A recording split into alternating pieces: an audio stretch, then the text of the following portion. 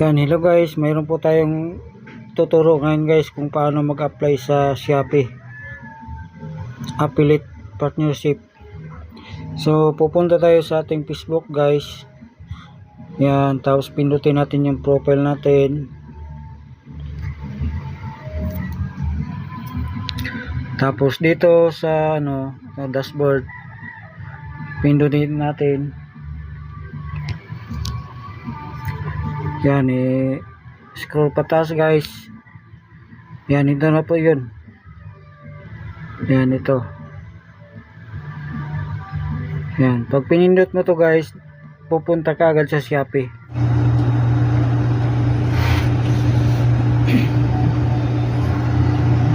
Ngayon, pindutin mo lang itong yan, get started. Yan, continue mo lang, allow. Tapos antayin mo na lang. Yan. Yan guys, continue mo. Connecting to Facebook. Antayin mo guys kung ayun, na-aprobahan agad guys.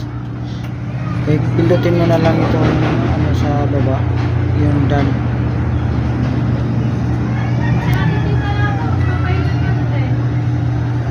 Yan, aprobahan agad guys. Ngayon maghanap tayo dito ng product. Ilagay natin sa ating video. Subukan natin mag-upload. Yan, add to reels. Yan, hanap tayo ng video. Yan, ito na.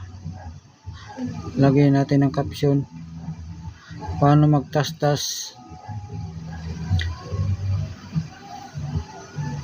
ng overlock.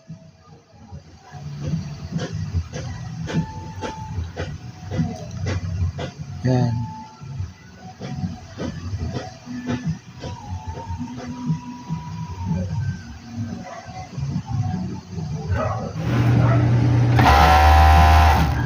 Yan, pindutin natin itong guys, customize. Yan, open lang natin itong paid partnership level. Tapos yan, off natin to para hindi unlimited yung upload natin. Yan, pindutin natin itong start. Yan, pag okay na, lagyan natin ng title natin.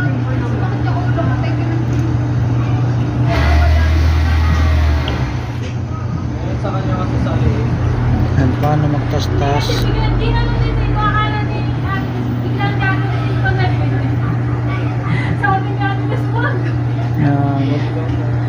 overlap, parang 5 pin lang.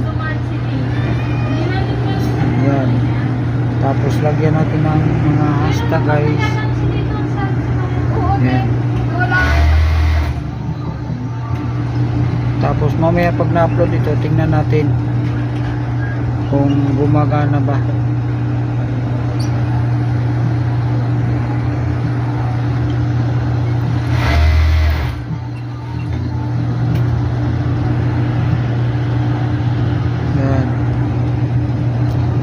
Yan, upload na natin yan.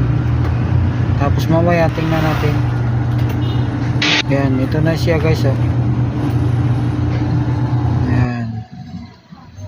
Yan, play natin. Ayan na guys, nakikita na natin.